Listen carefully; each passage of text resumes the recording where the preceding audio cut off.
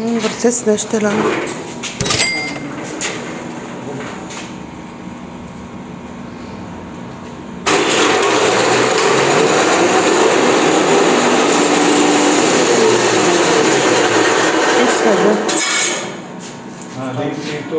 Şu an katırmam prosto şu an.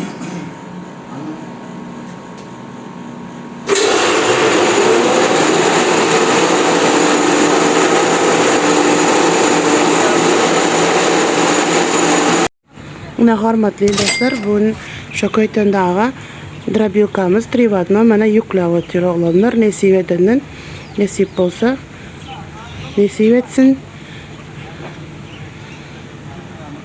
BİZNES TÜRKMENİSTAN kanalıyla kalın.